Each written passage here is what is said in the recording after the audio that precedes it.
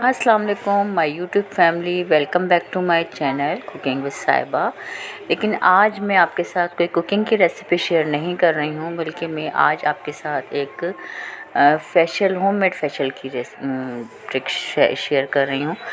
जैसे चेहरे पे पिंपल्स आ जाते हैं, उसके बाद जो निशान रह जाते हैं, उसके लिए भी बहुत अच्छा वर्क करेगा और पिगमेंट के लिए भी बहुत अच्छा है। अगर आप इसको मंथ में एक बार ट्राई करें तो आहिस्ता आहिस्ता आपके चेहरे से जो पिगमेंट के ये हल्के से निशान आने लगते हैं, शुरू में ही अगर इसको कवर कर लिया जाए तो ये बढ़ नहीं पाएंगे। और हमारे स्किन पे काफ़ी डेड स्किन होती है, उसके लिए भी बहुत ही अच्छी रेमेडी साबित होगी। तो सबसे पहले हम क्लींजिंग करेंगे। क्लींजिंग के लिए मैंने ये मुल्तानी मिट्टी ली है, तकरीबन 2 टेबलस्पून ये मुल्तानी मिट्टी मैंने ली है, इसका पाउडर।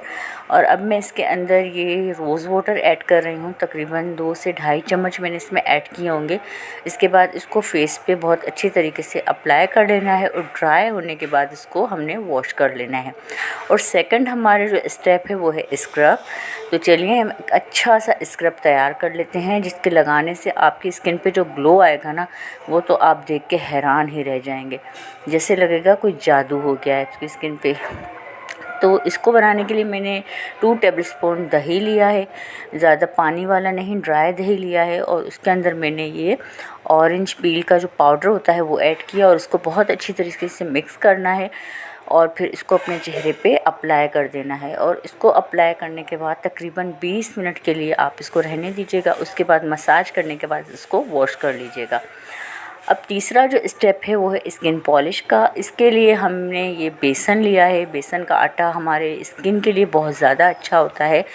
इसके डेली इस्तेमाल से हमारी स्किन बहुत ज़्यादा ग्लो भी करती है। और इसके अंदर मैंने ये 2 टेबलस्पून टोमेटो जूस ऐड किया है, जिसको मैंने टमाटर में से बहुत अच्छी तरीके से निकाल लिया था और उसको छान के इसके बीज अलग कर लिए थे।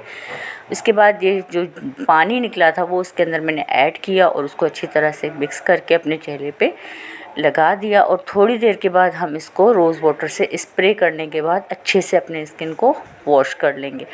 जो हमारा लास्ट स्टेप है वो है राइस मास्क। तो वो हम बनाना शुरू करते हैं। उसके लिए मैंने देखें ये 1 चम्मच राइस को पानी में भिगो के तकरीबन 2-2.5 घंटे के लिए छोड़ दिया था। इसके बाद पानी को मैंने फेंक दिया और राइस को इस तरह मिक्सी में डालकर हम ऑलिव ऑयल जो है वो 2 चम्मच इसके अंदर ऐड करेंगे।